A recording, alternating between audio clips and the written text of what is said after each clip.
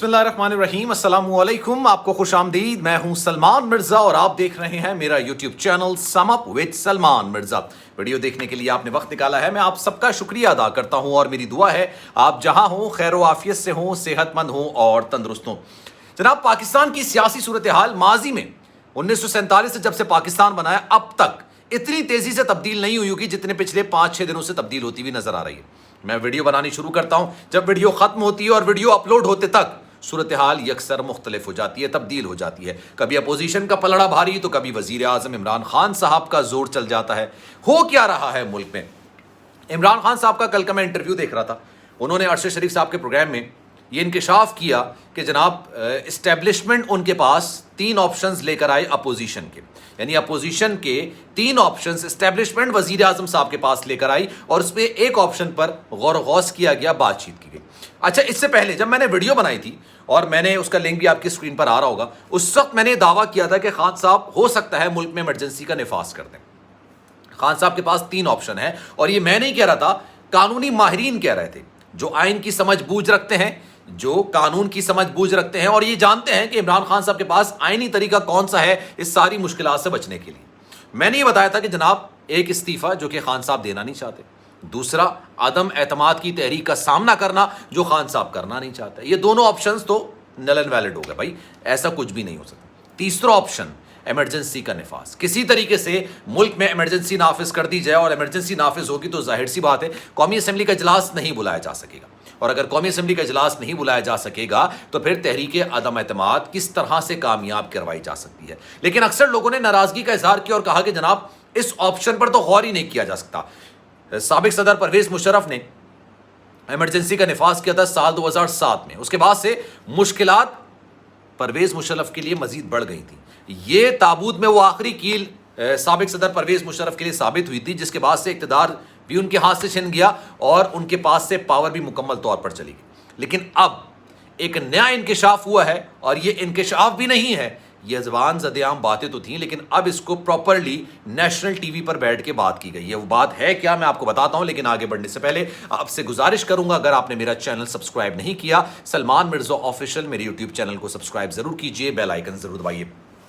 جب یہ پروگرام آن ایئر جا رہا تھا، وزیر اعظم عمران خان صاحب ارشد شریف کو جب انٹرویو دے رہے تھے، اس کے فوری بعد ARY نیوز پر ٹرانسمیشن کا آغاز ہوا، ٹرانسمیشن شروع کر دی گئی، اور ٹرانسمیشن کے ختم ہونے تک یعنی 9 بجے کے خبر نامے سے پہلے تک وسیم بدامی زبردست قسم کے اینکر ہیں، میں شدید ان کا زبردست قسم کا مداح ہوں، استادوں میں سے ایک ہیں، انہوں نے یہ انکشاف کیا کہ جناب باوثوق ذرائع نے یہ بات کی تصدیق کی ہے اور یہ بتایا ہے کہ اسٹیبلشمنٹ اپوزیشن کے 3 آپشنز لے کے خان صاحب کے پاس نہیں گئی تھی، بلکہ خان صاحب نے اسٹیبلشمنٹ سے رابطہ کر کے کہا تھا کہ ہم کس طرح سے اس سیاسی بحران کی کیفیت سے نکلیں۔ اس کے بعد بدھ کے روز یہ ملاقات ہوئی تھی، ابھی میں بہت ساری چیزیں پڑھ رہا تھا، دیکھ رہا تھا، ڈیولپمنٹ سامنے آ رہی تھی۔ یہ کہا جا رہا ہے کہ بدھ کے روز حکومت کی درخواست پر ملاقات ہوئی اسٹیبلشمنٹ کی، وہ آئے، ان سے بات چیت وغیرہ کی اور ان کے سامنے 3 آپشنز زیر غور آئے۔ 3 آپشنز پر بات کرنے کا آغاز ہوا۔ پہلا آپشن کیا تھا؟ جناب سارے معاملے میں استعفیٰ دے دیا جائے، استعفیٰ دینے کے بعد پھر ایک نیا وزیر اعظم نامزد کیا جائے، الیکشنز نہیں، نیا وزیر اعظم نامزد کیا جائے اور اس پر ووٹنگ کرائی جائے۔ خان صاحب نے اس معاملے کو تسلیم کرنے سے انکار کر دیا کہ نہیں جناب یہ آپشن تو ہو ہی نہیں سکتا، سوال ہی نہیں پیدا ہوتا کہ میں استعفیٰ دے دوں۔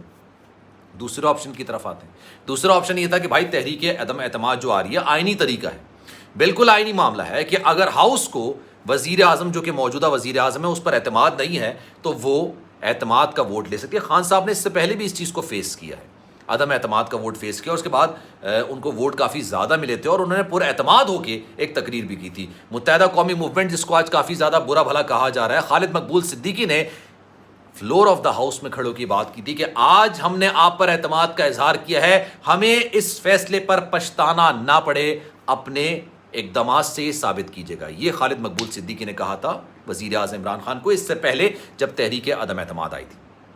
ٹھیک ہے جناب، تو یہ آپ تحریک عدم اعتماد فیس کیجئے اور جو ہوتا ہے دیکھا جائے گا۔ خان صاحب نے کہا نہیں، بالکل ایسا نہیں ہو سکتا ہے، کیونکہ مجھے پتا ہے کہ میرے نمبرز مکمل نہیں ہیں، میرے نمبرز کمپلیٹ نہیں ہیں، تو اس وجہ سے میں اس چیز کو فیس نہیں کرنا چاہتا۔ پھر تیسرا آپشن زیر غور آیا اور اس پہ خان صاحب نے کہا کہ ہاں یہ ہو سکتا ہے، اور وہ تھا یہ جناب کہ تحریک عدم اعتماد واپس لے لی جائے اور میں اسمبلیاں تحلیل کر دوں گا، اور اس کے بعد پھر نئے الیکشنز کی طرف جاتے ہیں.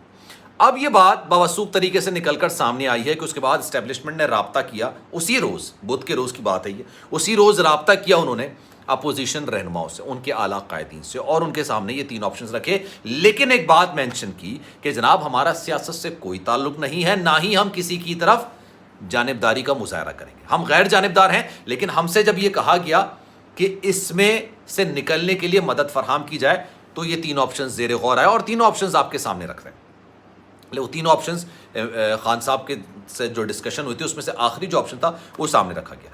اپوزیشن کی جانب سے اس بات کو بالکل طریقے سے آپ بھی سمجھ لیں کہ جس میں ذرا سی بھی لچک نہیں ہے, بالکل منع کر دیا گیا کہ اب ایسا نہیں ہوگا, اور تحریک عدم اعتماد آئے گی, اور تحریک عدم اعتماد کے بعد ہی وزیر اعظم عمران خان صاحب کی چھٹی ہوگی. یہ تمام معاملات ہوئے.